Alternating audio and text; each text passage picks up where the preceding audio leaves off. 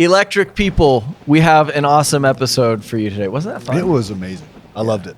We have Mary Powell on the episode today, CEO of Sunrun, and that's just one of the many things that Mary's done. What awesome energy, huh? Yeah, the energy was amazing. I mean, quite the career she's had thus far. Yeah. Amazing. That's one thing everyone comments on. Like when you research Mary, like if you look her up, everybody talks about how much Mary's such a joy to be with. Yes. Like in those exact words. Yeah, it was almost like everybody was talking her into working with them. Yeah. They all wanted her. She was at Green Mountain Power for 20 years. If you know Mary, she's been really disruptive even before working at Sunrun. Well, she did say in the podcast that she kept track of those things. Yeah. Like it meant something to her. Yeah, she was trying to push innovation even in the kind of like the energy space and utility space. She's the one that introduced Vermont to heat pumps and power walls. It was said that she was the only utility executive that flew to California for the launch of the Powerwall, which if you think about it, that might be a really scary product for most utility executives. You actually have a viable product that can compete with storage and distribution. And she embraced it. Yeah, she embraced it. She joined the Sunrun board in 2018. She was voted the best utility executive in the U.S. in 2019. The customers, so Green Mountain Power, the customers gave the power company a 90% approval rating. Which is unheard of. Can you imagine, like, if people were to survey the power company wherever you live that's listening to this somewhere, how stoked are you on your utility Well, she was in company? Vermont, right? And she was the Vermonter Yeah. of the year. Yeah. Right? And so like that says a lot about her. Also co-founded a company with her husband who's a professional chef. The company's called Spot the Dog, where they make reflective gear and energy bars for dogs. Yes. And it was one of Oprah's favorite things. Yeah, like on her list of 75 favorite things, Spot the dog. Yeah. So it was cool. Aside from those accolades, what did you take away most from the conversation with Mary? Just her love for life. Yeah. She really wants to do a good job and she wants to better other people's lives. And I think it just comes across in the way that she talks about things, the way that she went into her business career, the way that she went into her life a little bit. Yeah. I appreciated that, one of her core principles, she talked about her true north kind of a lot. And it's in serving people, like doing right by people, but also just openness. Like she shared some pretty personal stuff from her life that helped her, maybe get to another phase of evolution, which I really appreciated, man. It definitely made me feel a little bit more connected to her. And I think the listeners will relate to her story a lot more. It's not like things have always just gone seamlessly for Mary Powell. It's not like she just has a positive attitude and miraculously these amazing opportunities come up. She really aims to add value and change things for the better and serve people. But she's so like uniquely comfortable with who she is and brings her whole self that I feel like, the title that I'd written down is a friendly disruptor. Oh, that's funny. I wrote down a title too. What was it? The People's Champion. Oh, yeah. Yeah. Those are great. That's crazy. The People's Friendly Disruptor Champion. That's a little too long. Let's let our guests listen and come up with their own. Ladies and gentlemen, CEO of Sunrun, Miss Mary Powell. The League presents Electric People.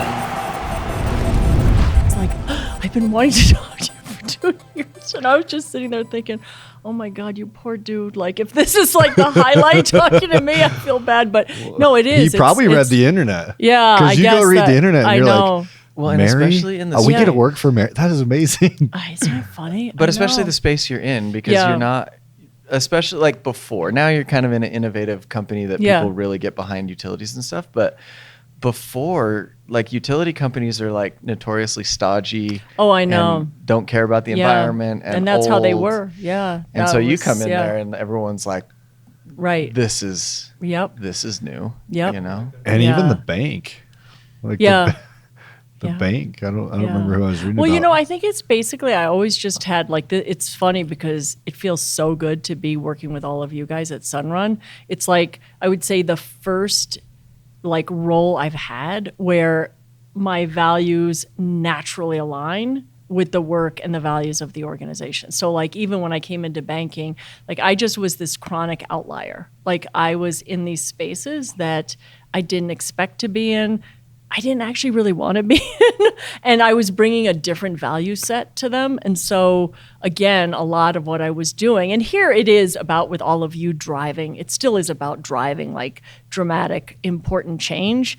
But in those settings, it was actually also coming at it from like a real outlier perspective, like really driving values-based change that was in contrast to the existing culture, the existing history of the organization. So don't you think that's kind of what makes an impact often? Often it takes that, right? Like me and my wife yesterday, we were interviewing this person to be a nanny / house manager for us. And she said something. She's like, sometimes it's just good to get a fresh set of eyes on things.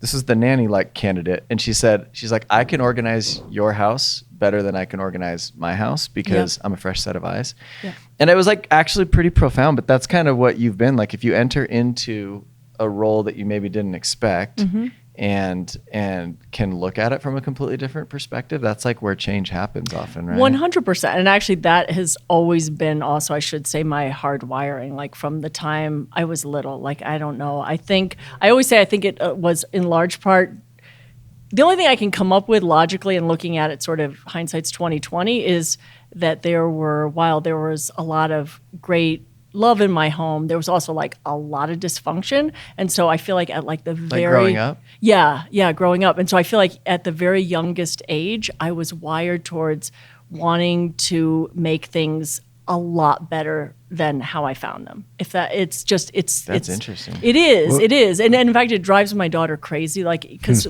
even if we go into a store or something, she's like, Mom, I don't care to hear about how it could be run better or different. She's like, just stand in line like everybody else. So it can be something as minor as that as it is to something, more, I would say, substantive in the context of some kind of values-driven change as well. Well, you had sort of what people would say would be a unique childhood with your dad, right? Yeah. Being an actor. Yep.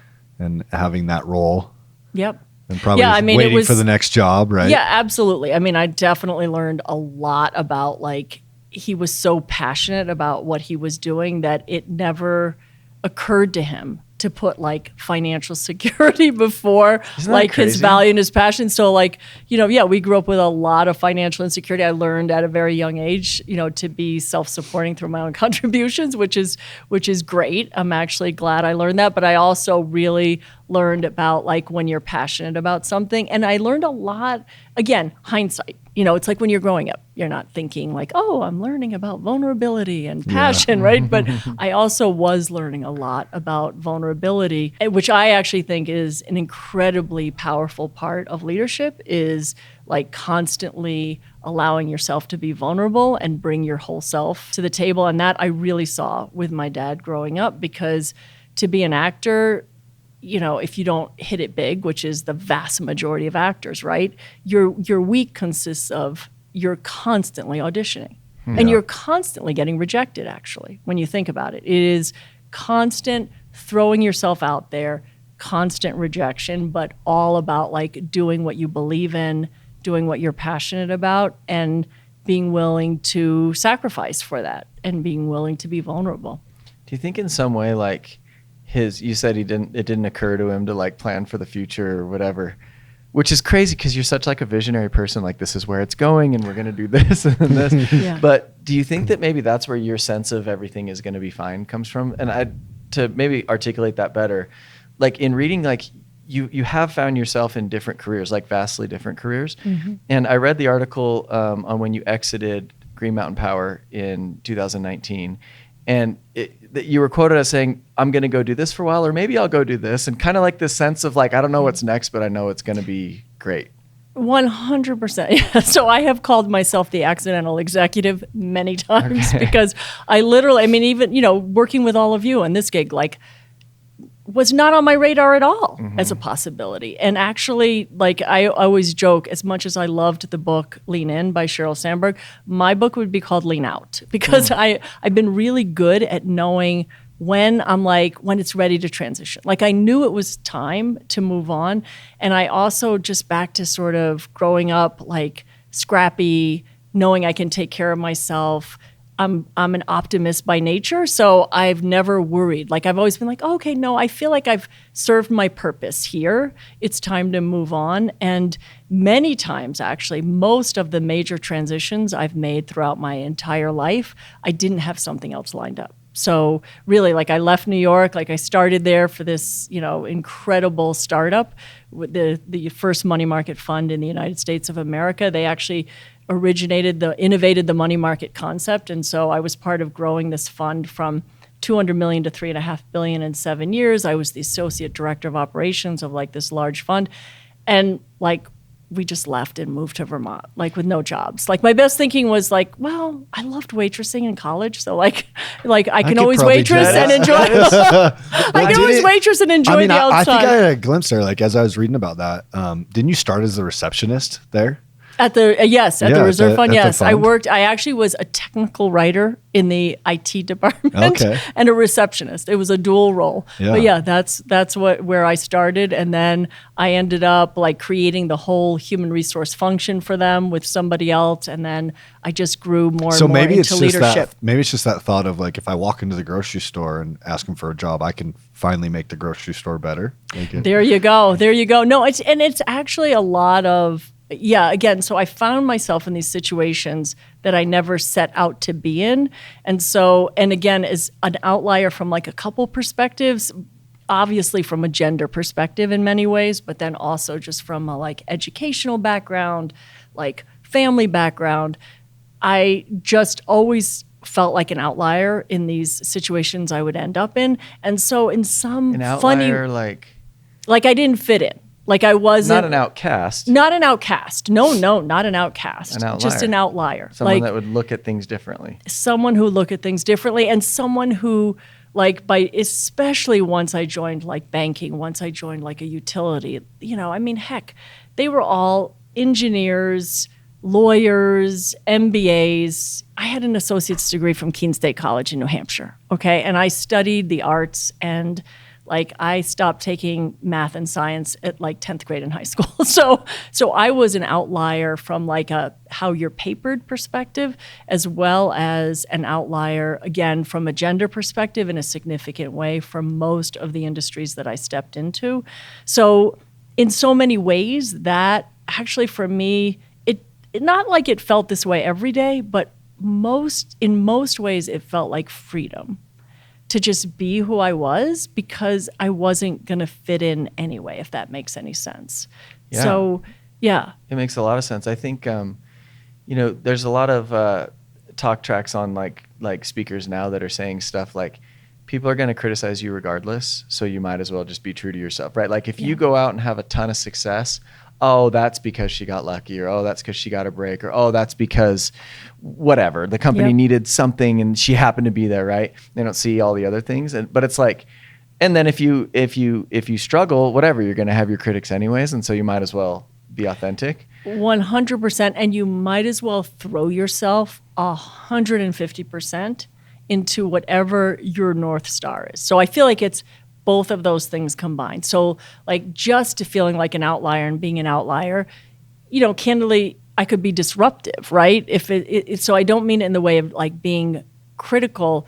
It's always in the context of also always having like a clear North Star of how I think I could see things being better. And that's like, again, I've just had that hardwiring since I was pretty young, like as far back as I can remember.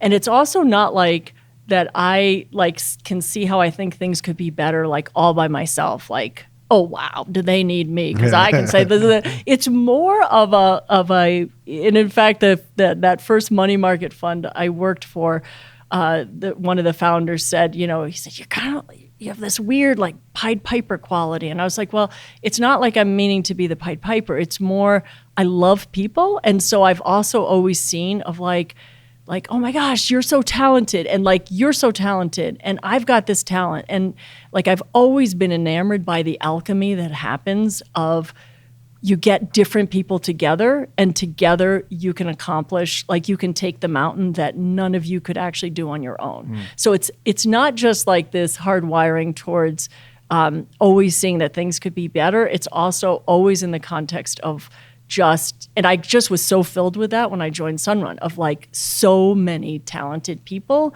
and the power of actually, if we really get aligned on our North Star together, like we're going to crush it. Like always seeing how together we can accomplish amazing things. Yeah, I sort of felt like, and you know, as you've come into the company and as you're talking about your North Star, I almost feel like your North Star is like with you. It's not like there's a North Star out there you got to go get. It's almost like you have your North Star with you. I don't know, you're magnetic in that way, but almost like you can bring the North Star into the thing you're doing, whether it be banking or a utility company or Sunrun or a fund. Yeah. You know, well, thank you. That's not, I mean, that's nice to hear, because I love people.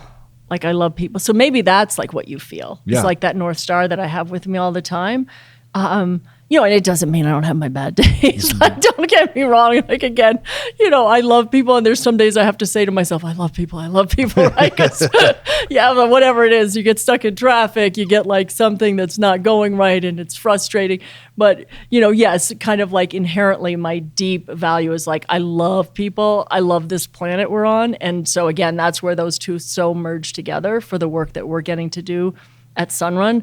But yeah, that's probably that piece you feel is like, Yeah. I get people need excited to- by people, and I get excited by what they can do. And I get so excited to think about like an organization of this size and scale, and how much we can scale it, and what an incredible impact we can have on the planet. Like, yeah. I think so.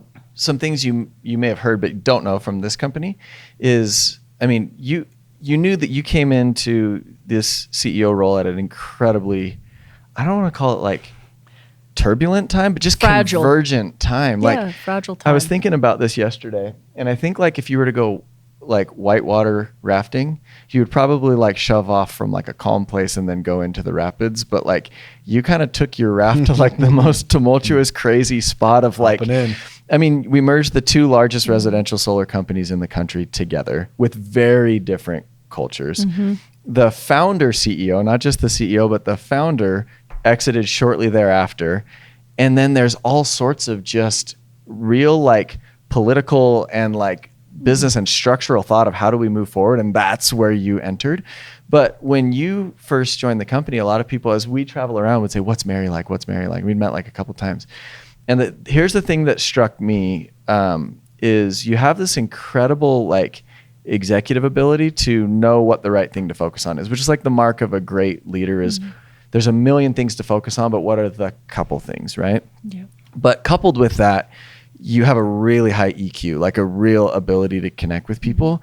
And it's really rare. Like generally the traditional like executive role is I'm going to march, I'm going to run this company, but like you see people and you see the business. That's like there's almost like two different people kind of coming into one. So how do you balance like connection and execution? Because a lot of the business books will say, oh, you don't want to be like too close to your people because then you can't manage them. Yep.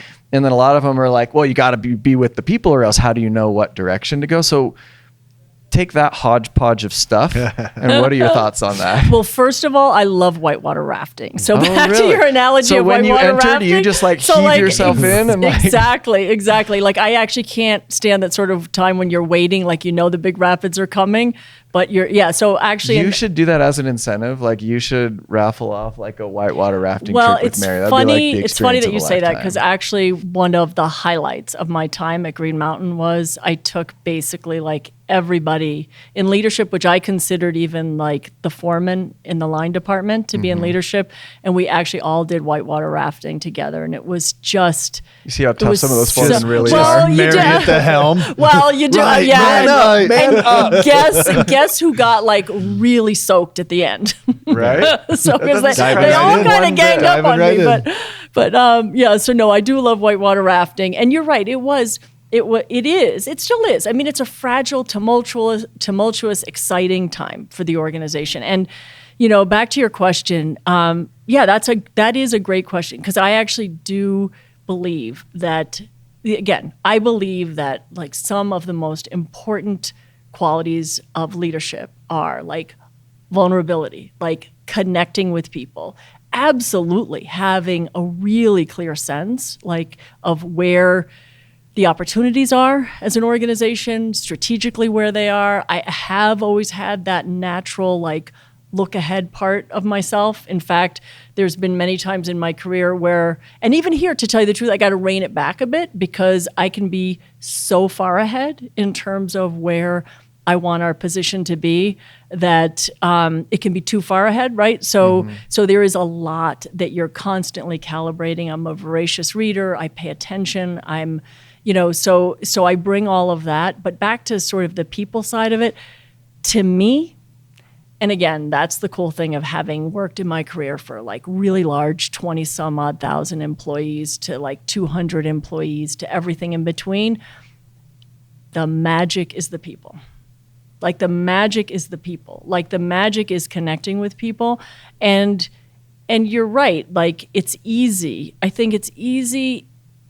It was easy, certainly as a younger leader, to get that confused, that love of people confused with that really important, drive around execution, and really knowing that just because you love people, it doesn't mean that everybody's in the right fit for themselves. It doesn't mean that everybody's the right fit for the company at that time, right?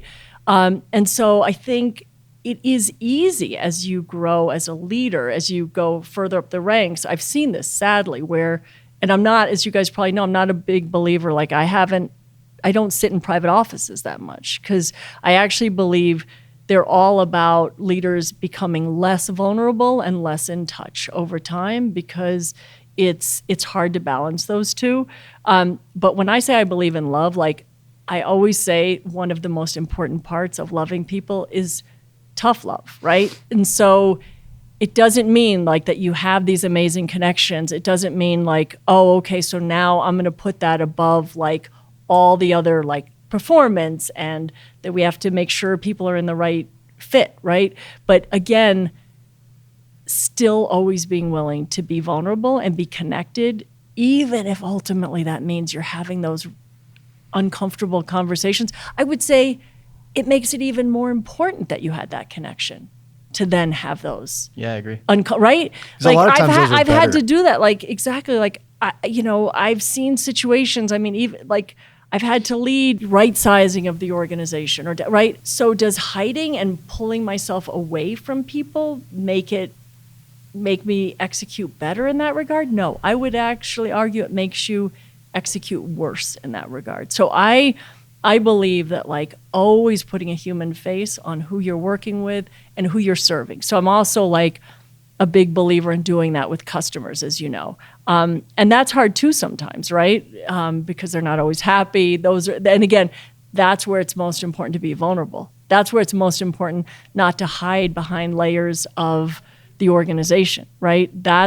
So again, it's the power of vulnerability, the power of emotional connection. What I've seen in my years of experience, not just with myself, but with observing other leaders, is that's actually how you go from a good company to a great company. Like that's what it means to be a great company, is to really be connected with those you serve, your customers, and those you serve them with. I think you found pretty good success, a lot of great success from that, like that concept of going into a situation and not being afraid to like change it, not being afraid to like make different choices or be the outlier. Maybe you can talk a little bit about that in your career. Like what situations have you gone into that you've been able to just, look at? And there's tons of examples if you go, look you up on the internet and different stuff like that. But what are those situations that you've been in that you felt like you made a change and now here? Yeah, pretty much everywhere.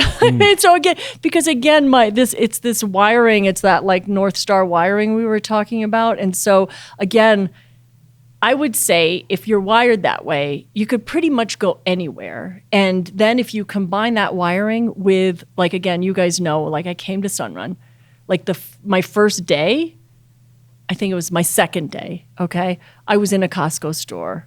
I was in a Home Depot store with some of our folks serving our customers, right? Yeah. And then I was in a warehouse. And then I was so I was meeting the heart and soul of the company, and I was connecting with the people we serve, which is why we exist. Like, we don't exist except for these amazing customers we have and these amazing customers that we're selling to. And then I was working with our D2H team out in the field, knocking on doors. And then, so when you do that, in my experience, you naturally are like getting filled with excitement, connection, and ideas of how can we really crush it at that next level? And so back to, again, the cultural differences of these organizations that we brought together, over a year ago, they are deep. And so, but the only way you sort of get to understand and uncover the beauty in both is through that connection with people that are serving our customers, with that connection with our customers. And then that all starts to form the North Star of like, oh, wow, like, then we could actually do this. Like, if we pull this from this side and this from this side, like, oh my gosh, we are going to be so crazy amazing together. So that is, I think, the same thing. Like, when I think back on when I went to the bank, like, the reason we became the top in like sales and service in the Northeast was just, it was so much because actually I like got connected to customers. I got connected to team members who were serving them. And it became so obvious of like, oh, wow, okay, we really need to like tighten our focus. We need to really like, oh, geez, like this product isn't like, this dog doesn't hunt, as we would say in Vermont, So like it makes. Like there's a little country in Mary that comes out every now and then. And she's not, I know, it does come out. Yeah, I've gotten a lot of, this River dog rafting. doesn't I hunt. love river rafting. I think one of do. the things that I'm a firm believer in, though, is all good ideas. Like when people are like, oh, that was such an innovative idea. Like, this is electric people. These are people that stand out in their field. To them, it seems obvious. And you've said the word obvious like 3 or 4 times. It seems so obvious that this is what we needed to do. But it comes from exposure. Yeah. One of the things that I wish that our leaders would do more often is somebody that's struggling with a certain leadership principle, put them in your car and take them to another environment. Take them to another team. Like I recently got to go see our team in Fresno. Have you seen our Fresno team yet? No. It is an experience. There's a lot of teams that are like that, but Fresno knocked my socks off. And when I was sitting there, I was like, I have so many ideas. Like it's just exposure, right? Yeah. And I think if you put yourself, and you earned a lot of credibility with the field because there's a lot of nerves. Like, we've had a lot of CEOs, and you get to know them and you have a relationship and there's trust. And then they leave so abruptly generally that it's like, oh, how's this new person going to be? And is the work that we did in the past, is it going to be seen? And just the fact that you were in the field immediately and then saw it, that's where like the EQ plus the executive ability kind of comes from, because we were already like, we're going to show Mary where the problems are and we're gonna help her understand what she needs to do. And you came down and you're like, whoa, I get it, guys. And we're like, oh, this feels so good. She laid them all out. We're like, yep, read our minds. That's right. Yeah, no, for sure. That exposure, right? It's so important. No, it is so important. And that I always hammer on that, like in every organization I've been in. And I just, like how I don't even know how leaders function that don't get out and about on a regular basis. I really don't, because that is, and it's not just, it actually is a two-way street too. I have to be honest with you. Like, it feeds my soul. Yeah. Like, and it gives me energy. Like, that's like when you talk about visiting the Fresno office, like, I just like that first visit I had in California, like down in the San Diego area, like that, like it fed my soul. Like, it gives me like that extra dose of energy and motivation to like hit that next level. So again, it's just, to me, it is such an important part. It's such a rewarding part of leadership. And it's so key, as you said, to actually coming up with a plan that's going to make a really big difference, Yeah. And then it also doesn't feel like mine, because I'm also like not, it's funny, like I know one of the things I've had to become really aware of is that I have this really strong personality, because I don't actually walk around feeling like I have this really strong personality. I feel like I walk around more absorbing all this energy and then creating it into something that I think is about us, not about me, So that's also like back to like where, yes, I might say it seems obvious, because it is obvious because it's obvious to everybody. So by the time you're saying, hey, we're going to focus on customer obsession, we're going to focus on our go-to-market strategy, we're going to, right? It's, you know, you're representing the weight and the energy of the organization because you've been creating those feedback loops. Well, I just remember we had dinner downstairs out on the patio out there, and we asked you, we're like, okay, so like what's first? And you said, I'm gonna go learn.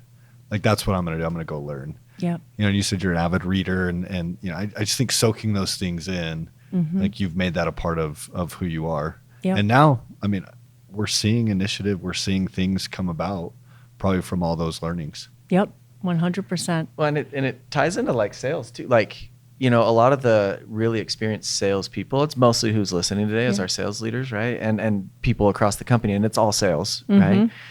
But, you know, in a sales cycle where you have your prospecting and then qualifying and presenting, a lot of people don't do that qualifying piece. And so they feel this anxiety to sell. It's the same thing with leading. Like, so qualifying is essentially like, who is this customer? Like, if I'm at your home, which I know about your experience getting solar before you worked here, but okay, if I'm at your home and, you know, your husband's there and maybe your daughter's there, it's like, who am I talking to here? And when you do that, they will tell you what direction to go. And I think that a lot of times with leadership, if you go out and learn, like, what's next? Oh, I don't know. Like, how are you going to sell this person? I don't know. I don't know how long they've lived in their house. I don't know what makes them tick. I don't know what they do for a living. Even knowing that I've lived in my house for 15 years and I am an engineer is going to change the way I approach you versus I've only lived here for 3 months and I work at a nonprofit. Like, that is a very different approach. And I think once you go out and learn, like you said, Jay, like go out and say, like, I'm just going to meet these people. Then it's like, oh, I know what to do. You know? Absolutely. And I think that is so, like, that is what also customer obsession means to me, is it's like, it starts with our sales leaders. It starts with our folks that are talking to customers every day. And it is, at the end of the day, like, what differentiates a company? What makes it just another, like, cool product versus something that, like, creates this, you know, incredible, sticky, long-lasting relationship? It's emotional connection. Like, that's, and ultimately, you know, how we all get moved, whether it's in a purchase decision or whether it's in other kinds of decisions in our lives, is, you know, it ultimately is an emotional connection. So, like, that is so important to me because that's the beginning of the journey. And I think that, you know, having that, and that's what I've seen in, you know, at least the folks that I've gotten to be out in the field with on the sales side, like that love of people, like, you know, and what I used to say to people that I worked with in the past who did sales or did leadership is I say, like, you have to start yourself, you have to start every day with asking yourself, like, can I go out and love people today? Because and if your answer is no, it is. No, I actually said that to this one. I adored him that I worked with, this one leader, and he was like, I was like, well, like, do you love people? He's like, oh, I really don't. At least he's honest. Exactly. Well, and even just being that honest with yourself, then you can be like, okay, another technique I learned early in my career, actually around this, was like, okay, because we all had that. Like, we're human. Like, we have, like, really painful things happen in our own lives. We have really tough situations, right? And yet we wake up and we gotta kind of do our day, right? Whether that's leading, whether that's selling, right? And so one of the, like, simple things I learned, which maybe resonated with me because of my dad's career, but, you know, in this training I went to, was it's lights, camera, action. So, like, if I wake up and I'm just having that kind of day, like, I'm just heavy with whatever the worry is from my family the day before, or something that didn't go great the day before at work, and I'm maybe not feeling like my heart's filled with love, you know, I can just sit there, reset. I do like to meditate in the morning, but, like, reset and then say, like, lights, camera, action. Like, today's gonna be a day where I'm just gonna say lights, camera, action. I'm gonna act as if, and then I don't know about you guys, but for me, when I do that, 20 minutes into my day, I'm not acting as if anymore. 20 minutes into my day, that, like, that energy, that reset, that love of people that I brought to the first interaction of the day, then just accelerated. And before you know it, I'm actually creating that emotional connectivity again. Yeah, and then I'm getting that feedback loop. And then I'm actually having a better day, no matter what other heavy stuff is going on in my life. Yeah, you're edifying, right? And Yeah. you feel it. Like we've Yeah. had a lot of people sit in that chair in this room. Yeah. And you like you Your ooze energy. it. Like it's awesome. And I feel like people have said that about her like time and time again. And like Yeah. even us when we first met her, like, man, she has so much energy. Like Yeah. she's just happy to be there But and, it's and not ready to knock you go. over energy. It's like It's like- positivity. Yeah, it's good. Yeah. It's good. I like it. I like the Cool. flavor of energy. Good. You've mentioned the word love like 3 or 4 times. Yeah. And I wondered, have you heard of the book Lead for God's Sake? Have you heard of that book? No. You heard of that book? I haven't. So Urban Meyer, football coach, test me. Florida, Ohio State, and is that it? And someone in the state here. And Utah. There we go. That's pretty good. And before that, I'm not a football fan, but my 12-year-old watches football, so I'm new. I watched the Super Bowl, most of it, and everything. Okay. That was a good finish to and that then Super most Bowl. recent Wow. in the Yeah. NFL, Jacksonville Jaguars. Yeah, nobody knew that he used to coach the Jaguars. No, everybody knew. He got fired midway through the season. So he went through this like slump in his career or life or whatever, and he quit coaching for a while. And he actually credits that book with helping him come back. Oh, and wow. it's one of those books where it's like, like it's a story and you learn Yeah. like all these principles from like the high school janitor who's really like a wise, like Yeah. whatever. We say that that's actually Andrew, our media guy. He doesn't teaches us actually everything. he doesn't actually need the money. He He's just teaches this us wise everything. guru that hangs around me to make sure I Exactly. don't fall off the Awesome. path. He is. Awesome. But one of the principles is love, and you don't hear that in leadership books very often. Where it's like, Yep. listen, and a lot of times it's like, oh, well, I got to lead, I got to be strong. Yeah. Like can't talk about love and stuff, but Yeah. loving people, it's like, and I think we were just at the rally in Southern California, and I was thinking about this as like, what's Mary like? This is what you're like. You're like this.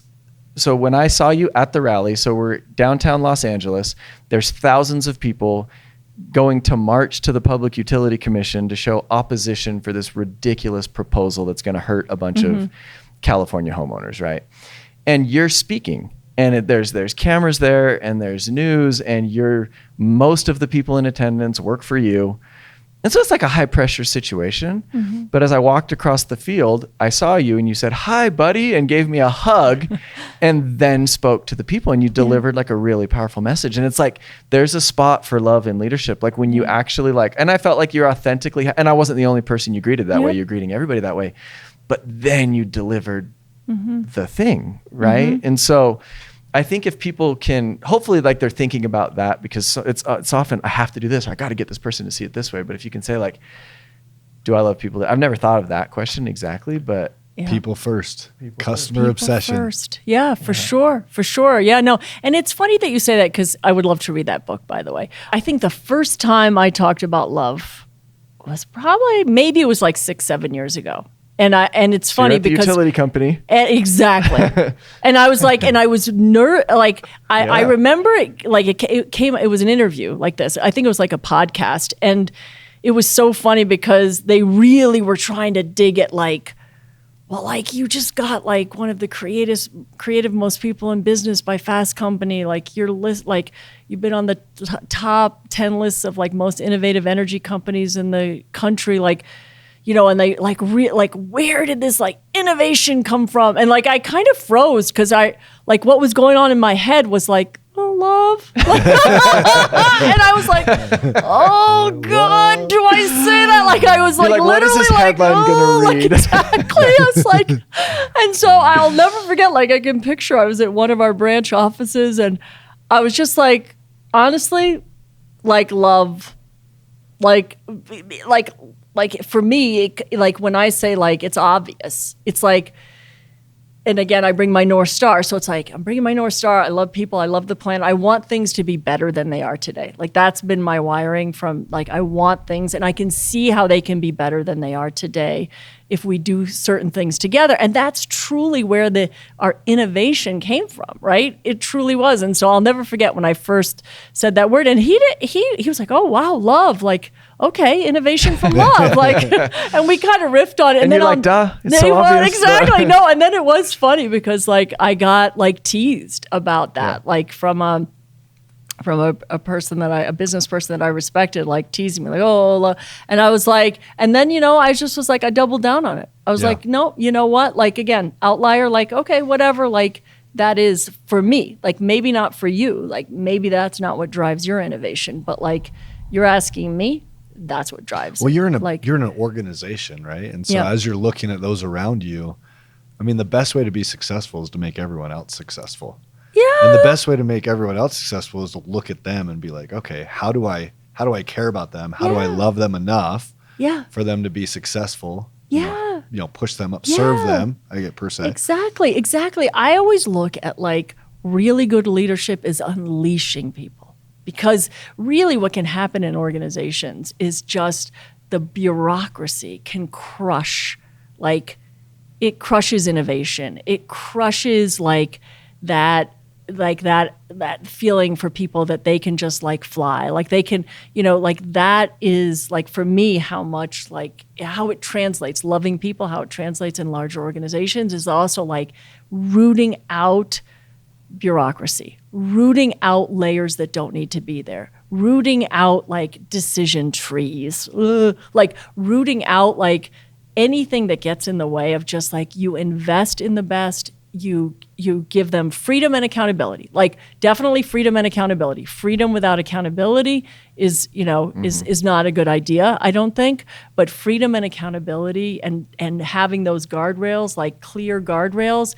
but letting people run that road and just be clear on what we're trying to achieve and what that looks like, particularly in the context of customer obsession. I'm a big believer in like all the great things that I've been able to work with teams to accomplish in the past has been around unleashing people to deliver on what customer obsession means to them in the moment they're in with a customer versus feeding the challenge, the problem, the opportunity back through a bureaucracy. So yes, it's all about the people. That's where I like to work. Freedom and accountability. I think accountability is reward and success, right? So yeah, for sure. That's what you want. For sure, yeah. And what I like, again, and even I've been saying this, is I've been out and about in our branches all over the country. And, as we've talked about customer obsession, as we've talked about like our challenges, opportunities, or on the sales side is, I said the same thing when I've met with sales folks, like, I have your back. Like, if it's a decision in the moment that you think is the right decision and you're sure of it, like, make the decision. Like, if you're, like, don't let the bureaucracy slow you down, and don't let it hinder you. And then if you find out, like I thought it was the right decision, it wasn't. Like, own it, like radical ownership. I also believe in that too, right? Like, move freedom and accountability, and then don't let your ego get too attached to. Like, in that kind of culture, we need to all be emotionally mature to like own. Like, oh, okay, maybe that wasn't the best, and then pivot to a better decision in the future. Yeah, that's like a higher level of play, right? Like when the thing happened, and it's not like my idea was terrible. It's I thought it was going to work, it didn't. It's I'm listening to this book right now called "It Takes What It Takes." Trevor Moawad wrote that. It's he's Russell Wilson from the Seahawks. 2 football references.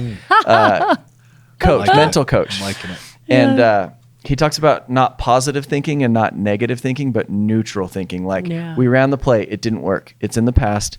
What are we going to do now? And then, if you're worried about winning versus how are my stats? How do I look? How did that go? Mm-hmm. Like, if like the ego's a little like just whatever, let's just play the game. Which I think Sunrun, admittedly, like they do a pretty good job at that. We did a good job at that, I think, before you were running it, and I think we do a great job at it now, where it's like, hey, Chance always says best idea wins. Like, and I think that a lot of people, it's a very, and the world's getting this way, it's a very fragmented and physically detached organization. You live in Vermont, I live in Southern California, Jason, I mean, we're literally like spread everywhere, right? And we she doesn't only live in Vermont. She's the Vermonter. Yeah, you're like you're Miss Vermont. Well, but I do live in the Bay Area now too, though. Asked. You know that. I say I live wherever I am. Like, that's been my motto since I take it. Like, home is where I am. So home right now is in Utah, but I do own a house in the Bay Area now. So Okay. yes, I am officially bi-coastal. You so just got that North Star in your knapsack and you go from spot to spot. Exactly. But it's often really hard to feel connected to. I mean, we're getting better at it as a society. Yeah. That's just happening now, Yep. right? But I think one of the things that inspires a lot of people that work here is we just want to win. Like the cause is exciting enough. Like Yeah. I think everybody shares your vision of there is a better way to do it. We get our electric bills. We see the smog that sits over this valley. Yep. We look at like the antiquated method of power distribution and we're like, come on. Right. And so I think when you can give freedom and autonomy, at least to people like me, and Jason and I kind of like drum to the same beat of, if you tell me how to do something, like I'll do a good I'll job, help, and Right. I'll do Yeah. a good job. but I won't stay up till midnight and revise it 5 different ways and have Right. bursts of inspiration where it's like, what if we did it this way? Right. And so I think the combination of like that cause really unites us, that it's like, hey, we just want to win. Like I think Sunrun does a good job at not having a huge ego of like, we just want to win. Your idea, your idea, your idea. Great. You got a Yep. breakthrough with somebody. Yep. Excellent. We can use that. And then having a whole lot of like, almost like freedom to fail. It's like, take it, own it For if you mess up, get better. For sure. But- I mean, and definitely, I think in the organization, I really feel like Chance does exemplify that in the organization. I think as an overall company, we definitely did have some opportunity there because we just became very siloed over time. So Yeah. again, I think what makes the best team, and so I'm a big fan of like a lot of like movies about, teams and hockey teams What's and your baseball favorite movie teams about a and team? What's on your mind? oh gosh, what is the one where he said it's like alchemy? I'll have to dig. I'm But searching the Miracle canon. wasn't Miracle on Ice? Wasn't there That's a one? good one. That's a really good one. I liked. I mean, I also like. Again, one of the things I carry with me is like the Super Bowl. Speaking of the Super Bowl, where the Patriots were down and Oh, it looked yeah. like no way. And like if you listen to the sideline conversation, right? It was like what you were saying. It's like looking at the brutal facts, Yeah. but not giving Not up. attacking but each other. not Yeah. attacking, One play but at a not time. giving up. Like also like that line of this is going to be a great story. There's like when things get rough, like that's what goes through my head is like this is going to be a great story. Yeah. And so again, the reason it's a great story when you look at like where teams create great stories, it's also because the teams are more emotionally connected to the success of the team, of the company, than they are to themselves or their division or their silo, right? And so that also is, how I like to work with leaders in an organization is like everybody owns the success of the organization. Like it's not just, the piece you're in. Like, yes, we all have the most impact in the space we're sitting in, but also just creating like that again, that alchemy that happens when everybody's focused on the North Star of the entire organization. And they're having their ego attached to that more than themselves. Like that is also where the magic happens in my experience. Yeah, I feel like one of the things that I'll often say to the teams when they're like, oh, good job. It's like, we all do the same job. Yep. We actually all do the same Yep. job. Now, we have different roles, but it's like a military team. It's like, okay, if the mission is to go get this bad guy and I happen to be on the door and you happen to be driving the Humvee and you're on comms, we're all doing the same job. I got a different role right now, Yep. but it is all the same job. And I'm actually really grateful for this cause. There's not many things that people like us get to put our heart into this much, where it's like, Yep. if you can bring a unique contribution to the table, please, like Seth Godin always says, we need you to make a ruckus. Like, please, like, Yep. don't withhold. And the cool thing is it's so easy to add value. You can add value by solving a customer problem. You can add value by go get a customer. Just Yep. go get someone we don't have Yep. and bring them to the table. Hey, this account that's been sitting for a long time that people have just passed them, nail it, like get it done. And so it's so easy to contribute that it's actually kind of like awesome Yep. in that way. Yep, You know what I mean? 100%. 100%. Yeah, it is. I mean, that part, like waking up every day and knowing that we're working together on a mission is really important. I mean, and today was a great example. Like I woke up, there was some of that haze. It seems like it's gone, right? But that always is like a reminder of our work, right? Every day. Then I saw the article on like, the drought's the worst in like 1,200 years or something. And then I read an article about like the next IPCC report is going to be even more dramatic on like the effects of how fast climate change is accelerating.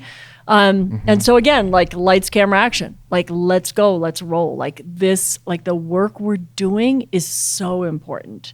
It is so important. And again, like you were saying, like that's like to me, like back to my saying a lot, it's obvious. Like it's like when I joined the utility space way back in 1998, like it was so obvious to me that it was ready for disruption, not just from a climate perspective, not just from, a perspective of it just being such like old technology fundamentally, but really in the sense that like, again, how do we give more freedom to, people we serve? Like how, like the idea that you can create your own energy, you can store your own energy, you can use your energy when you want it. We can connect it now to an EV. Like you can, afford Lightning through Sunrun, right? Through this partnership. Like it is what we are doing is so important at like every level, like every click, like starting at the highest level. And then if you click right down to like, we help people feel more secure in their homes. Like that is really powerful. And the thing that like always like in my mind, I always think about is it is the future. It is that's what everyone's going to do. But everyone's just sort of like, oh, we'll get there. In 2055, we'll be there. In 2030, all the cars will do this. But I feel like we have a sense of urgency. Yep. And you're bringing a lot of that. Yep. Of let's do it now. Like, Right. let's figure this out right now with the Right. next customer and the next customer. Yep. And how do we actually do that? One of my favorite quotes I read about you was somebody said, "I can count the number of utility executives on one finger that are innovating in this space." Yeah. And it was you. And I just think, how do we innovate in our space to Yep. get to that next spot where everyone knows we need to go? Right. And how do we bring that sense of urgency? Because I think that's a lot of what drives me and drives that. So again, love and urgency, right? Like we have got to really fundamentally hit that massive tipping point, right? Like I think one of the most powerful forces on the planet is one of the same forces that's creating some challenges for the planet, right? It's actually consumers, it's customers. And so I've always been fascinated by like, how do we create a consumer-led revolution that actually transforms and makes the planet more sustainable? And I feel like that's fundamentally where we're sitting and what we're like, we are the leader in the nation on driving towards this tipping point where we fundamentally use the power of our customers, the power of consumers to fundamentally save the planet, right? Through electrification, through helping them electrify not just their homes, but their transportation, helping them, create their own energy, creating a planet run by the sun that is also complemented by further electrification in the home. So it's like so exciting. And we all need to bring that incredible energy and urgency to it. I think that's really important because, I was in San Diego the other day, and Eric O, after training principle was shared, he stood up and he said something that was really profound. He said, when someone speaks truth, how it feels different. Like when someone says something that's true, you get that like a whole body yes. Like it's like, yeah, that's just true. I think people feel that in general with regard to like when we're out in neighborhoods, you don't meet people that argue that this is like renewable energy is a better way to do it. That it's kind of a fact, right? And so I think the world wants to do that. And look at like even like the food push and organic and healthy and even better miles per gallon and more efficient in your home. Like it's all kind of there. And I think people resonate with the truth that we should probably be doing a better job. But I do think we have an opportunity to kind of like organize the message a little bit because it's, I remember we interviewed Jocko Willink once, like a military leader. And he said, you don't create culture, you steer it. And so I think it's one of those things where I think we just need to help. We're a massive, important organization. think it's important that we help like steer this, help people like, you don't speak like a power company executive. You say stuff like, you know what I mean? Like it's a lifestyle brand, or we help people feel more secure in their home, right? Like, and so I feel like there's such an opportunity to energy powers every single thing that we do, every experience that we've ever had, every memory, every like our very comforts, our survival. You know, you don't ever have a life event that you've participated in that energy hasn't played some role in, but we don't have an emotional connection to it as a society yet. Right? Yet. And I so love I think that. Yes. But it's like I have an emotional connection to my phone, and before I had an iPhone, I just had whatever phone, and I know it's true. Right? Like goodness, if you, God forbid, you don't have your phone with you for 5 minutes. Exactly. I don't like the person I am if I don't have my phone. Like, you know what I mean? Like, but I think that's a really cool opportunity. You have so many like interesting parts of your story that I would like to touch on, if it's okay. Sure. You know, it's as I'm listening to you talk, it's really easy to hear like, oh, I have this amazing like outlook on life, and I've had all these opportunities, but it hasn't been all sunshine and rainbows for you. You've had your fair share of tough times. This is something that Jason and I deal with really closely, because we see people, we know their families, we know their struggles. We know, I mean, you spend so much time in a foxhole with somebody that eventually you can't really turn off your job and your life when you're out in the field and facing customers. Like I always say, why do it? Why turn it off? Why change it? Like why? I agree. Right? Yeah. Like when I'm putting so much of my heart and soul in what I'm doing right now, like my heart and soul is my family. Yeah. So bring them to it. Like let them be a part of it, and let them, enjoy the journey with me, instead of, nope, right now compartmentalize. I'm at work, and soon I'll be home. And soon I'll be doing, my golf or my, whatever else I like to do. Your little sectioned off life. Yeah. My sectioned off life. Yeah. But I think it would be helpful for people to understand maybe whatever you're comfortable sharing, but maybe some hardships that you've gone through and how you've faced them, because we have people that's families are breaking up out there. We have people that have made bad investments. We have people that show up scared, and it's so much of like being able to be in the right headspace is being able to like get yourself through that. So just 100%. In reading, like, whatever you're comfortable sharing, but I think the group would really benefit from how you've navigated life. Yeah. So and again, I love what you were saying about, it feels like years ago it was so popular. Like I remember taking like this time management class, and actually what they were trying to teach you was compartmentalize. I mean, exactly. Like it was like compartmentalized time management. Like I will have 15 minutes for my daughter in the morning, and then that, and then that, right? And it's like life is fluid. We're fluid, and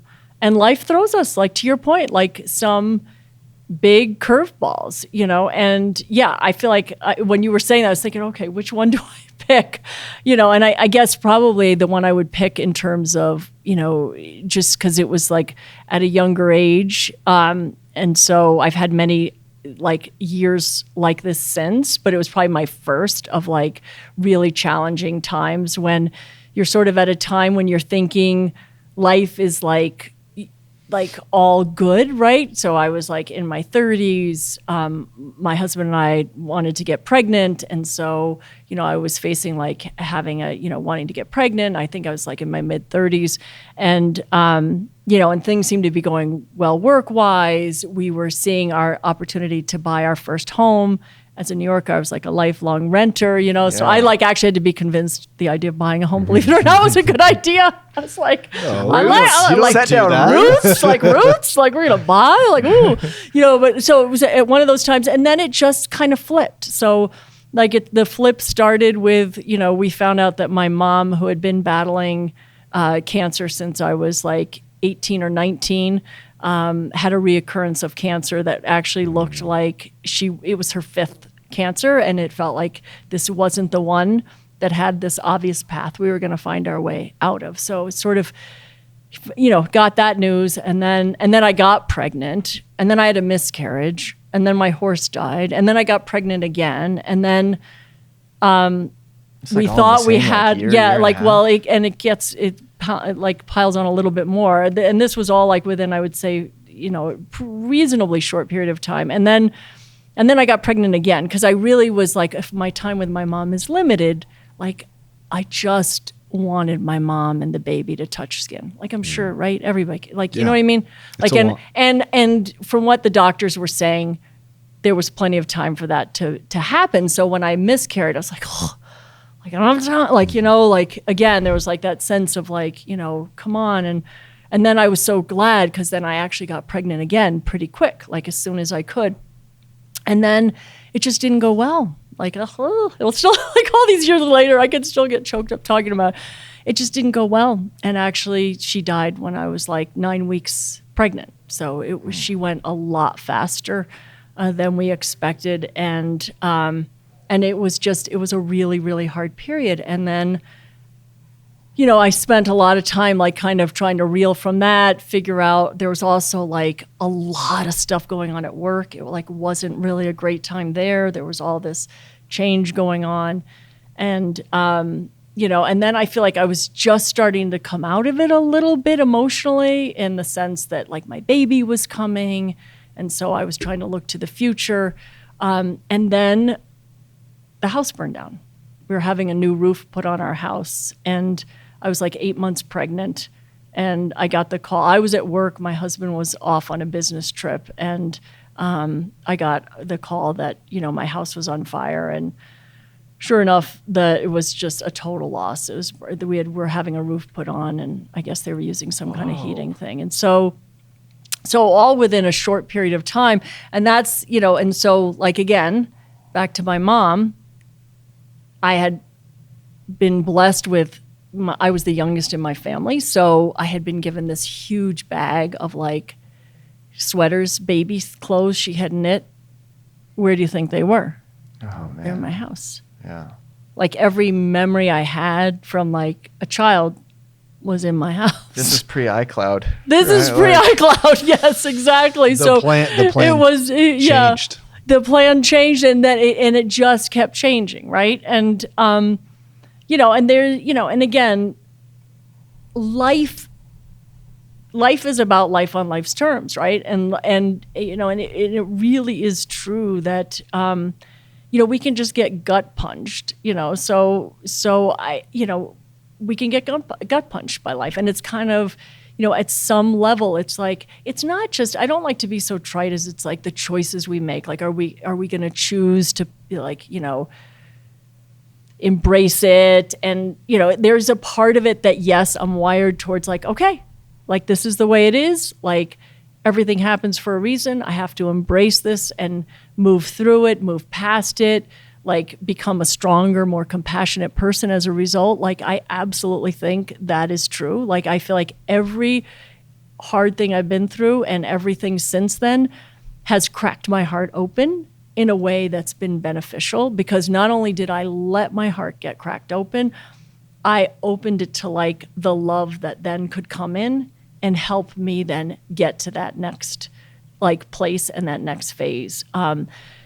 So I think it's a combination of our orientation and a combination of really allowing ourselves to be lifted and carried by others, and really allowing ourselves to like let help in, ask for help. You know, and then for me, in many ways, you know, the work that I was doing at the time was also a little bit of a salvation. So even though things were changing, like having that little bit of normalcy helped, that carried me through for a period of time. And then I switched all that up. And actually I left that work and went off and started 2 businesses.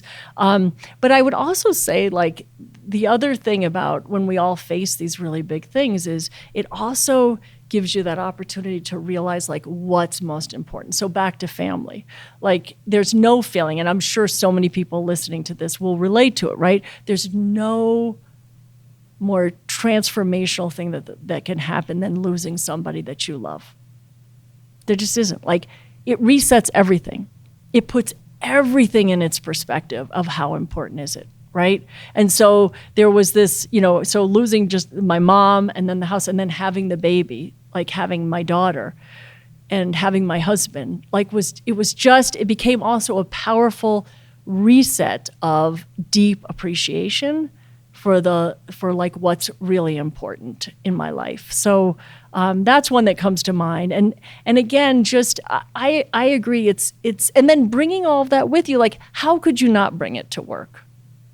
Like, you're bringing it to work, whether you're talking about it or not. to. Like, right? Yeah. So I'm actually That doesn't like, fit in the 15 minutes on your schedule. From right? the No, it class. doesn't. It doesn't. And it's Time you know, and it's so funny Me because you know, even you know, I went through a double mastectomy when I was at Green Mountain Power because of that cancer risk in my family. Then it turned out I had a gene that was tied to the same cancers. So I made the decision to do that. Then it turns out it was like one of the most like important decisions I could have made because even though all the testing had showed I was cancer free, once I did that, they actually found out I was actually positive on both sides. So I literally like totally like Made the right decision. And kind of the same thing. Like, so I had this thought to myself of like, let me just be honest with you. Like what woman wants to talk about a double mastectomy? Like with people they work with. Not many, right? Like, but I was such a vulnerable, like out there, connected to people kind of leader at that point. Yeah. So I was like, oh, and then if I disappear for like a few weeks, like Where'd she they'll go? just be It's like these real though, right? rumors, Like, right? yeah. Exactly. And so like talk about vulnerability, I was like, oh, like I had a weekly all hands call basically at the company. And so I just talked about it.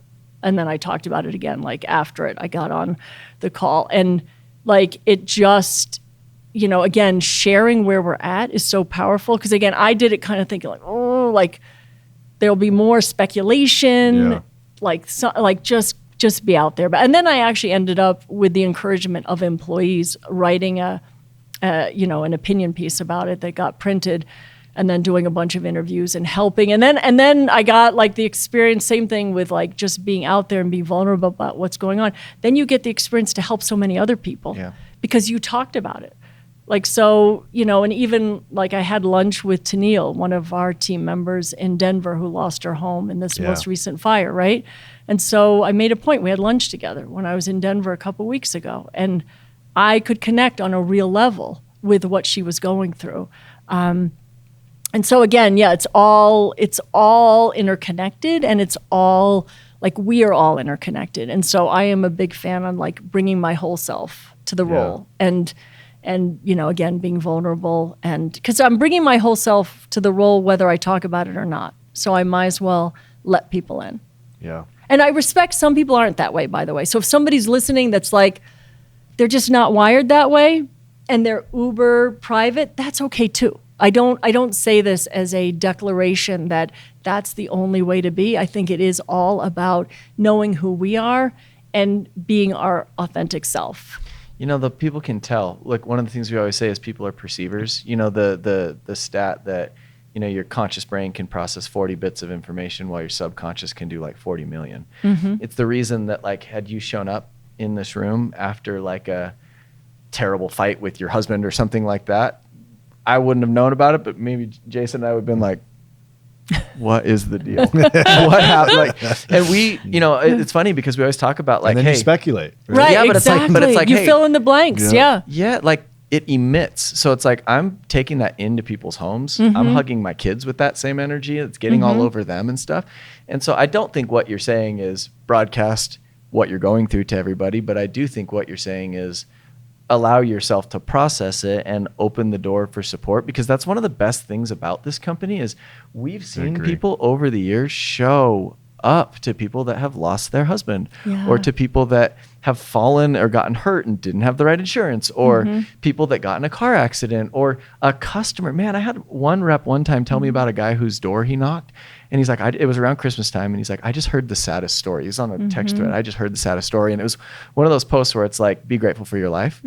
And then we saw the team be like, hey, let's take that guy a bunch of cash. It's almost Christmas. He'd never. And the group rallied and they knocked the door like 10 hours later with an envelope from a stranger and just said, hey, somebody wanted you to have this. Like that's where we work. And so I do think that having like opening yourself up to that community, like once you've experienced stuff like that with a group of people, there's really not much you can't accomplish together. Mm-hmm. Like, it's not like you use things like that as an advantage, but you definitely don't shy away from it. Human connection. Yeah. I mean, I love that famous line, people will forget what you said. People will forget what you do, but they'll never forget how you made them feel. Yeah. Like it's so true, isn't it? For better or for worse. For better or for worse. And I've actually always said that about leadership, whether it's sales leadership, people, which is in essence people leadership, right? Like if you're in sales, you're in the leadership of people, really, at the end of the day. And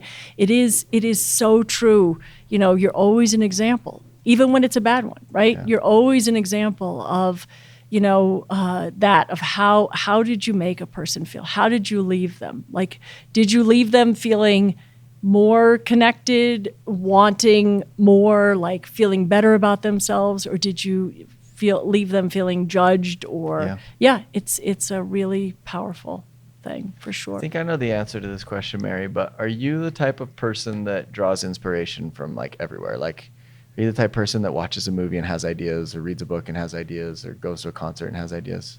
Yeah, I would say it's interesting. I would say most of my people that have worked with me over the years will say a lot of my ideas start with when I was on a run this morning. So I definitely feel like the nature, like whether it's a run, whether it's a hike, whether it's when I'm in Vermont riding my horses, whatever it is, like I do get it. That's kind of the culminant. I feel like that's where it lands, interestingly enough. But yes, I see it everywhere. I like even this billboard on my drive here this morning. I was like, "Oh, I really like that." Yeah, like I do draw inspiration from all around me. Of course, it was.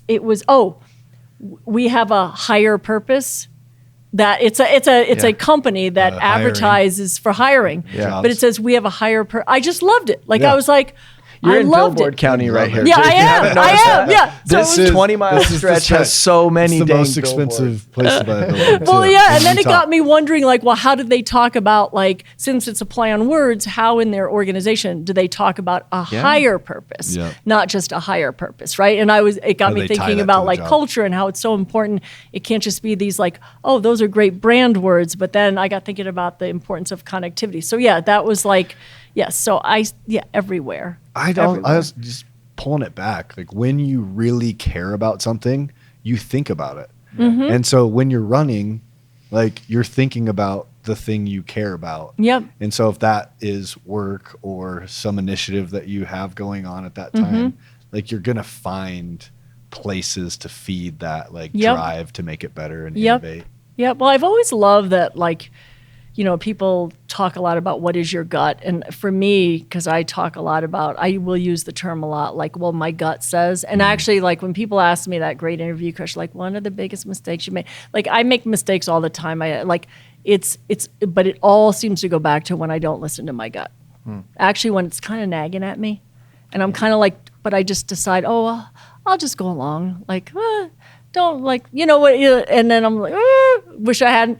And I love that line that your gut is actually your system's microprocessor. It is taking every life experience you've had, intellectual, emotional, and it's processing it, right? And so for me, again, when I'm outdoors, when I'm that's where I feel like my microprocessor, that's where my gut gets really solidified on things. Is it just brings it all together.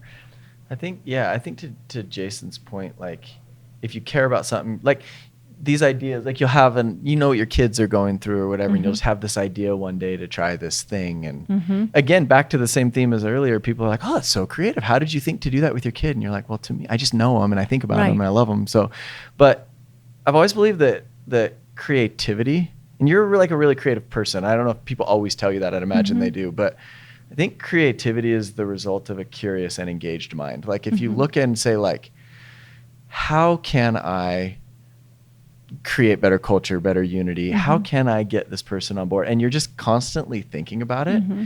That's when you get your gut and your subconscious to give you the answers.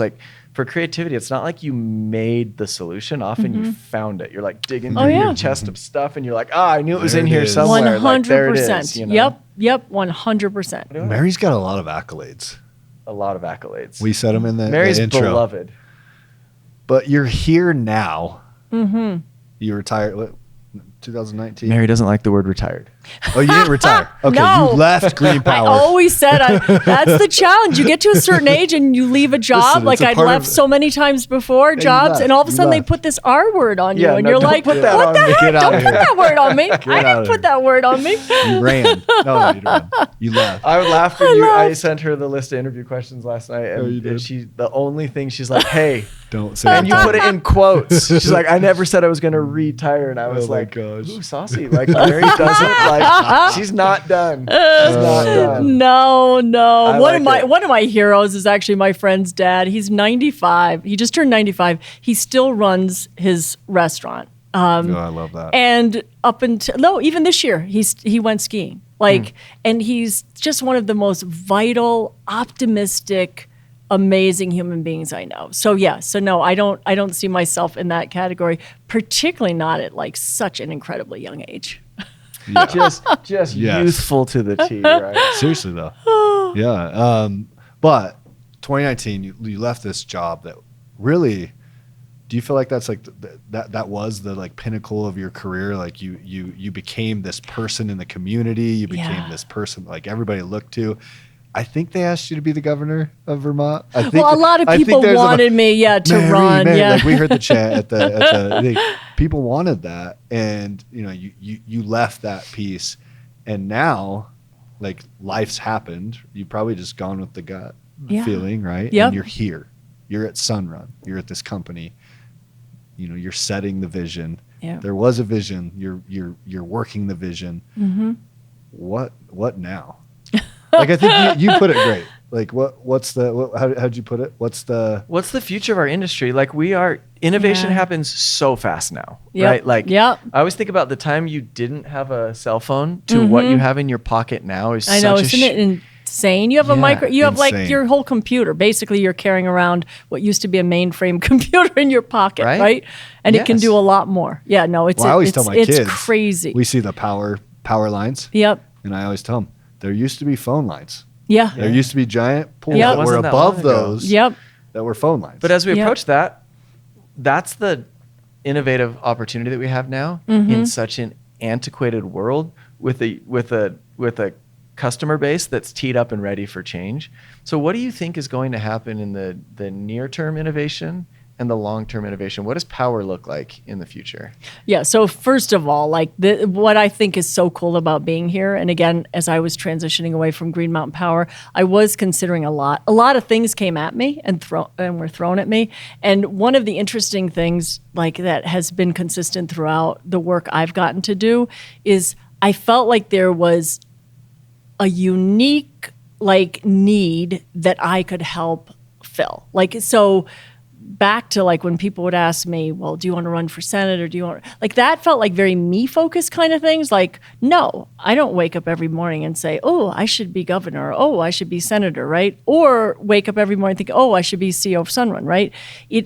For me, it always felt like I knew the universe would present the gap, the need that I could actually help fulfill. And so my response on the governor thing was always like, well, I actually think our governor's doing a good job. Like, why would I want to run against him to unseat him just so that I could like it, right? I know some places things where are you going can well. govern. I have some recommendations. No, and I liked our senator, so it's interesting, but that sort of like gives you a sense of, so it was interesting because I just had this period of time where I was just like, feeling out, stepping into different shoes. And I also had some very traditional like utility player roles come at me that were much larger than what I had done, but it felt like, like it's the same thing, but bigger. And so when this came up, right, it did really feel like that, like, wow, never, didn't see that coming, but wow, does that feel like a fit in the context of like the things I've done in the past, as well as how I see the future of electrification. And so, yeah, you guys are right. Like again, it was like very short time working in the traditional industry that I was like seriously, like aren't we like, what's good? Like I would talk about cell phones because this was, again, back then it was fuel cells. Everybody was talking about fuel cells. and We're going to be the hydrogen and big stuff, disruptor, and I sort of kicked that around. And then, so for me, when solar and then storage really came on the scene, it was so obvious that this was really a part of a game change in the space. And when you think of the energy system from a climate perspective, it's a game change at like every level. Like I started in the industry after this massive ice storm in the Northeast that, again, as I always tell people, it turned the traditional system into twigs and twine. Not just the distribution system, not just like we look out the window and see those poles and wires. This storm took down steel transmission towers with lines from Hydro-Quebec in Canada into the U.S. Like that, like it was so obvious that Mother Nature was saying, like this system, like exactly, and that the existing system of delivering energy to customers wasn't going to be the climate-proof future system. And so even there's been some great advancements and you can harden the traditional system. But as I would be boots on the ground leading in the utility space, you're out and about after another like once in 100-year event. I think I went through like 15 of those once in 100-year events in my time as COO and then CEO, and so you would see the same thing. You would see lines that we just storm hardened that would then be on the ground. So to me, it was really, when you think about a reliable way to serve customers in the future, a distributed environment, particularly when you can combine it and orchestrate it so well with the traditional system, just felt like a no-brainer to me. It felt like not just helping us combat climate change, but deal with the effects of climate change and give people the comfort in their own home of knowing that they're not going to lose power because of climatic events or because of things like that are happening in California now all the time, right? Where they shut down power because the winds are high and they want to prevent wildfires, right? So I was in a part of LA County that people lost power for 2.5 days right through Thanksgiving because of a preventative shutdown of power. So again, it was so obvious that this is the way we have to go. So as I look to the future, I mean, one of the things I'm really intrigued by is that I really believe we're going to flip it and reverse it in terms of the relationship with the disruptors and the utilities, where it's been, the solar storage companies like knocking on the door of the utilities, like, oh, partner with us. Oh, like we can help you make the grid better. And then they do these like puny little pilots that aren't really game changers for the grid. I think that as we amass like millions of customers, and we're going to amass millions of customers, right? We're going to help millions of Americans really move to more reliable systems, home energy systems, where they can power their homes, they can power their cars, they can have a more elegant energy system that serves them better and is more efficient. We're gonna end up, I really believe, within 4 or 5 years, have the relationship completely flipped, and they're going to be coming to us saying, how can you help us? How can you help us meet demand on the grid? How can you help us create a more resilient, effective way to manage the grid? So one of the things I love that we've done at Sunrun is we've been a leader in grid services. And I don't love it because I actually think there's this short-term, amazing, like revenue opportunity. Like there is, but the reality is the incumbent players just wouldn't move fast enough to have that happen.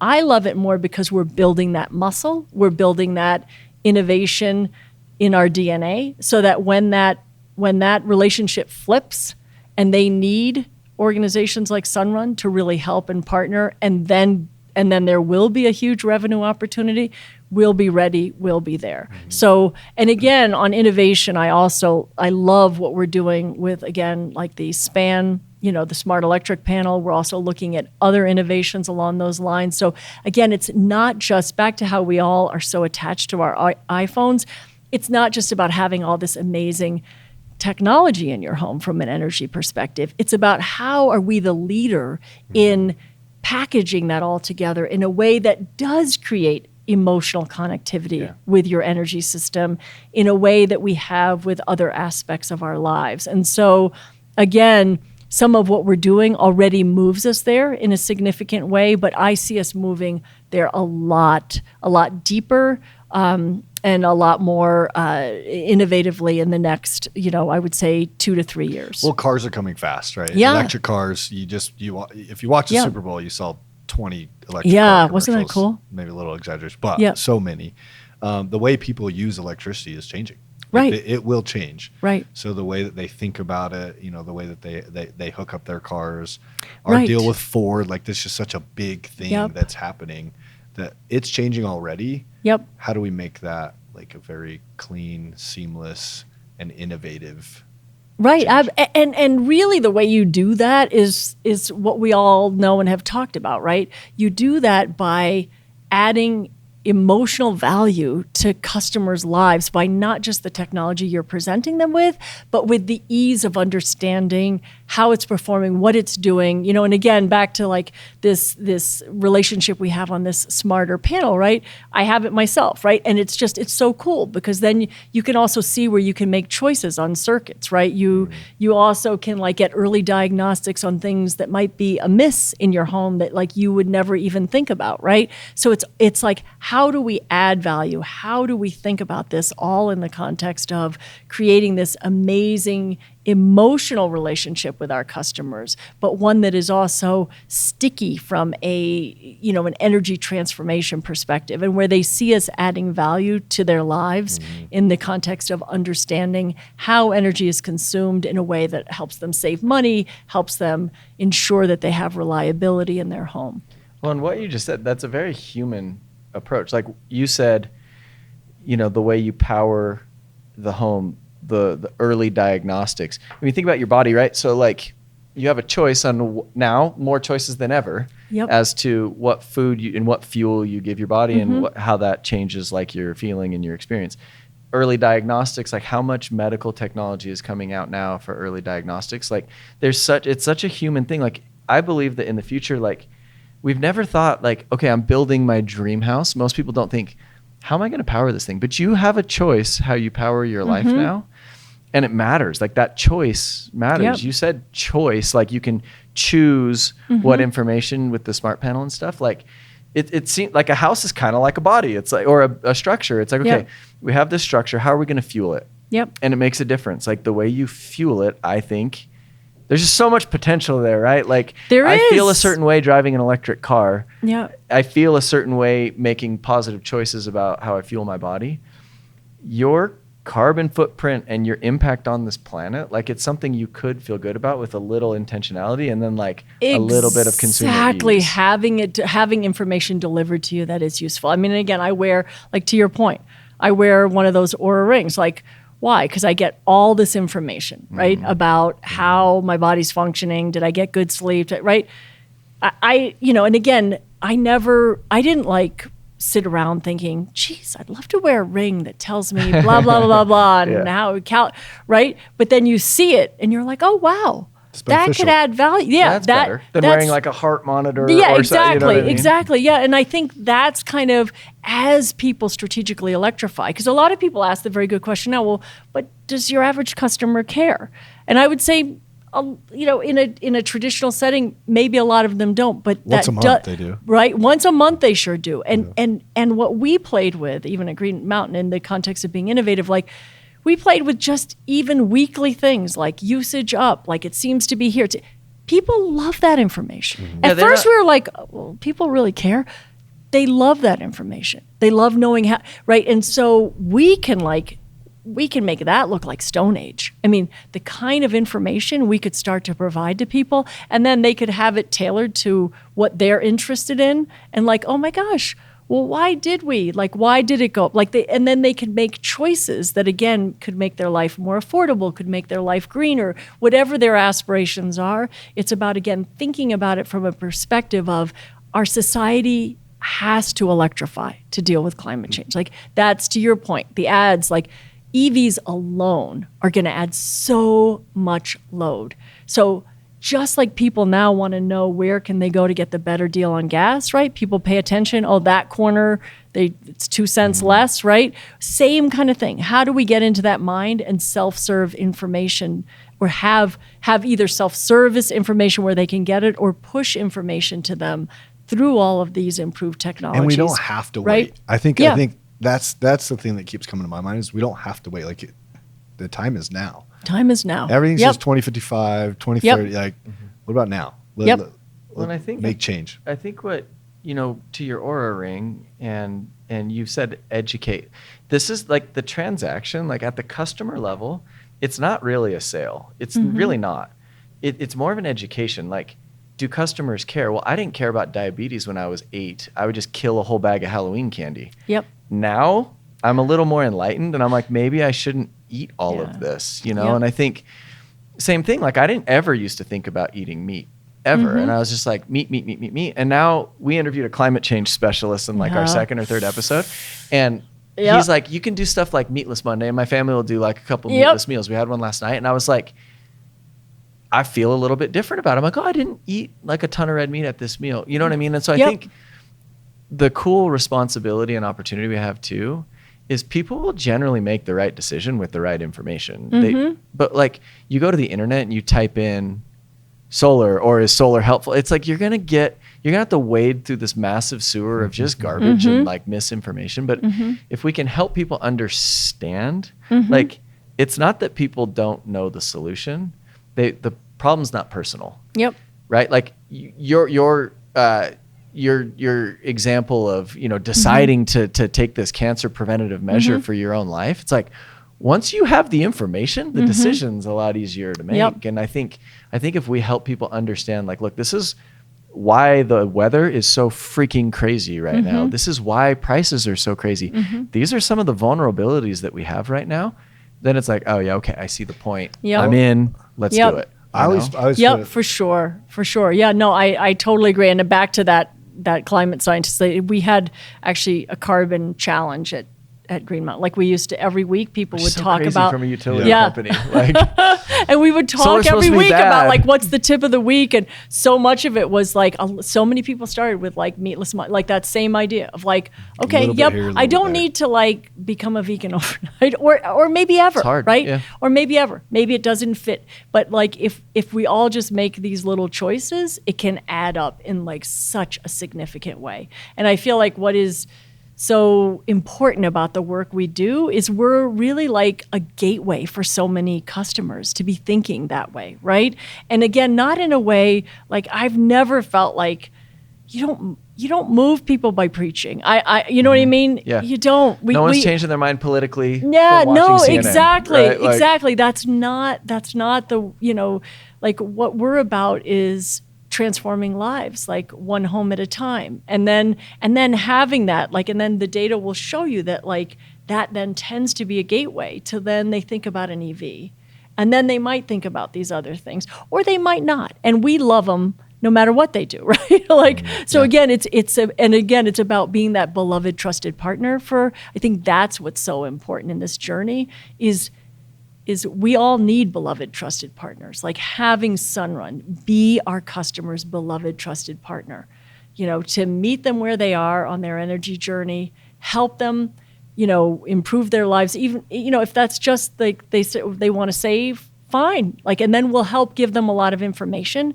so that they actually can save. Because I think a lot of customers now equate, I went solar, I'm saving, and then they forget like, oh my gosh, but if I use everything in my home twice as much as I was using before I went Sunrun, I'm not going to save money, right? So also even that simple way of getting a deeper relationship. So we're helping them see, oh no, all these little choices add up and you could spend more, or all these little choices add up and you could save even more if you wanted to, right? Yeah, and I think cars are a good example because we have a massive message in renewable energy today that it's like, do the right thing for the planet, do the right thing for your wallet. I don't drive an electric car to save money. I drive an electric car because they're awesome. They're fast, they update. My kids can like change the little like GPS to be Santa Claus, and it gets smarter. Like it's you know what I mean? It's just awesome. Yep. So I think the cool thing about the product is literally it's something I think people want to be on board. I think people that want to save money, awesome. I think people that want to innovate, great. I think people that's primary focus is green energy and predictive electric rates. let's go. Like there's Yep. a spot for everybody. And Yep. I think the technology, even aside, and maybe you have more insight on this, but even aside from government mandates and stuff, like government doesn't need to mandate me to drive an electric car. It's awesome. Like they don't have to mandate me to get a smartphone. That's also awesome. And so I think with SPAN and solar and batteries and bi-directional charging and eventual partnerships with electrification products, like people are going to choose that because it's better. You know what I mean? Yeah, I've always 100%. In fact, I think, hindsight's always 20/20. But when you look back at sort of how EVs started and how awkward looking they were, Everything was awkward about that whole thing. everything was awkward. Yeah. And then the minute, almost like they again, had to make it I that think way. I think we owe Does it have Elon to look Musk, weird? no matter what your view is of him, Sure. I think we owe him a huge debt of gratitude to bringing sex appeal to electric vehicles. Like Yeah. really, in essence, like to your point. Like I've been driving EVs now for since 2018, and Did you have a Leaf?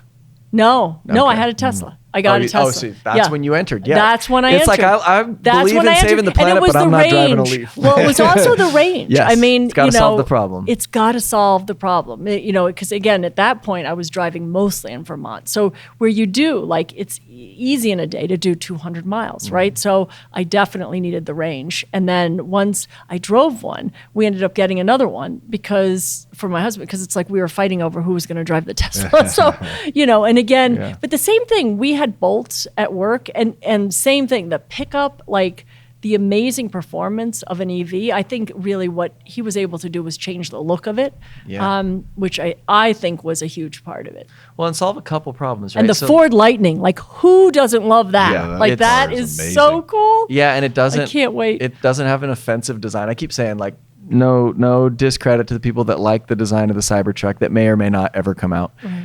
But that sucker is so dang offensive to me from a design standpoint. I'm like, I remember I was watching the launch, Yeah. and I said to my wife, I was like, dang it, Elon. I was like, this is really important. And you didn't even take it seriously. It has all of the stats, but then the F-150 comes out and it's like, I can use Okay, that. there we go. Yeah. All right.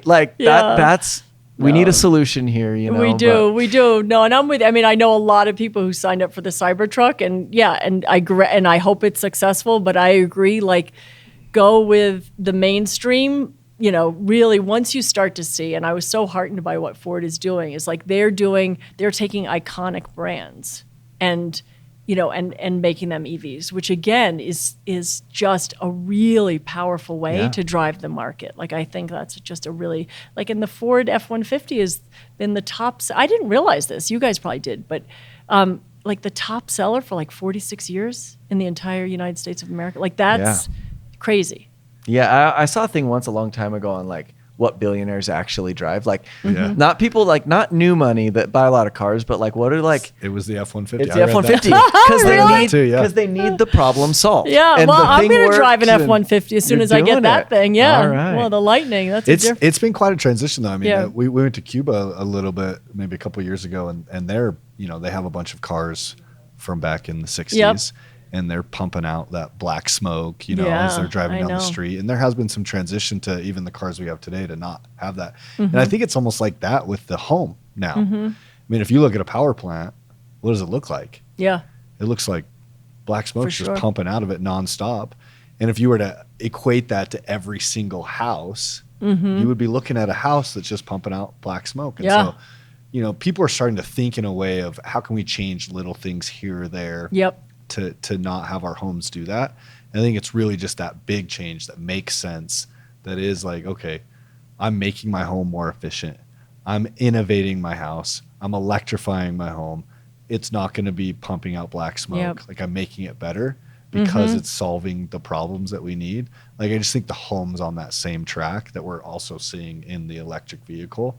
And it's just getting people to understand the differences between the electric vehicle and the normal vehicle, and now the electrified home. And the Oh, and normal it's home. the other thing that's so amazing about it is then in that scenario, I don't think until people do it, it's hard to appreciate. It's just like the iPhone. It's not like we sat home and said, oh, I wish I had a phone that could do all these things, right? And then all of a sudden you're like, oh my gosh, how did I live without it doing all these things?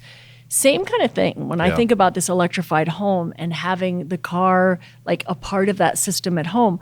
like the freedom of not having to go to gas station, like the freedom of really, in many cases, never having to think about how you fuel your car, right? Yeah. The freedom to have it like interconnected with your home and preset to be charging when power is the cheapest wherever you are, right? To have it preset so that it understands exactly like your patterns, having it ready. And then, that it's like one of those, like, I didn't know what I didn't know is one of my favorite lines in life. Like, and it is so incredibly freeing for folks. And I think that's what more and more customers are going to find. And then that is just going to, again, accelerate that, customer-led revolution. Yeah. I think someday we'll sit around and be like, remember when we just lost power? Remember when your power would just go out? Right. What were we thinking? What were we thinking? Why were we doing it that It was way? Thanksgiving. Rapid fire, Mary. Yep. If you could snap your fingers and not have to develop it, just in 1 second to the next, you could have this talent. What would it be? Talent or skill? Snap of a finger. Oh. Well, the first thing that came to my head is I would love to fly. Take it. There we go. Take it. There Fly. we go. There we go. Yep. Okay. Sydney's saying that we have to wrap it up. Oh, okay. What is a recent book that's impacted you? Glennon Doyle's Untamed. I really liked it. Somebody sent it to me for I think it was for a podcast or something I did, and I put it to the side and I thought, I don't know, I've never heard of this book or this writer. And then my daughter, who's 25, saw it and said, I've been dying to read that. So of course then I read it and it was Untamed. powerful. Untamed by Glennon Doyle. Favorite Yep. movie? Oh, Die Hard is one that came to mind. Gritty. That's what No, you're there's talking a lot. about. There's love, a and lot. it's like- Dances with Wolves. I liked. I like a man. lot of. Remember that I liked time in Coda. Die Hard? I liked. Let me give you a more recent one. Coda is actually it's up for Coda? one of the Oscars. Coda. I thought that was really good. But yes, This is my one of my husband favorite would tell you Mary Die Powell Hard. moments. She's like, no, it's about love and it's about solving needs. Favorite movie? Die Hard, hands down. Challenge me. Favorite band? I don't know. Most recent concert you attended, you could do that. Are you a concert goer? Oh, I went to Old Cella in California. That was right. really good. I guess The Who. The Who? The Who was the most recent concert. It's the last concert I went to great before. band for you. And you want to know something? I actually went thinking, I'm going for my daughter and my husband. We went to Fenway in Boston. And literally, I was like in tears. Like it was one of the most amazing concerts I've ever been to. And I kind of thought, they weren't actually my favorite. I like a couple of their songs. Unbelievable. Do you know why The Who's great for you, Mary? Why? Because The Who are like the right flavor of disruption. They're not like they forced. I mean, that was like kind of like introductory, like simple punk rock, but not offensive. True. God Save the Queen, Sex Pistols, punk rock stuff. And so like they met the people where they were and they pushed innovation forward, which That's I can true. see that. There Like, we go. Well, you don't- that's You're learning the a lot hope. about Ty right now. Well, no, There I'm you just go. He is our I trivia am. buff. He knows Okay. everything about pop culture. But you don't disrupt by going in there and splashing coffee on somebody. You Right. you meet them where they are and you make it a little bit better, which The Who did. 100%. You're right. That is like the way you that. disrupt. Yep. So yeah, Awesome. The Who. You're awesome, Mary. Thank you Yeah, so it's much. been enjoyable. Oh. You're, A great you're probably late conversation. for your next meeting, I but I probably was am, having but- too Thank much you for fun your and time. ignoring all the prompts. And There you go. All the And people the red waving light- at the the red window. lights are just We hope bleeding in here. we haven't made your life more difficult, but you're just awesome, and we're so grateful to have you. Oh, and I thank love you guys. Thank It was you so so much. awesome to spend time with you. Thank you for having me. If you've liked what you've heard and are interested in joining our teams, just DM us on Instagram and one of us will reach out about how to join this dynamic opportunity. You want to come be a part of the best sales team, solar team in the industry? Hit us up. Sunrun. Thanks for hanging out with us today. This is Electric People. Take these principles and go be electric.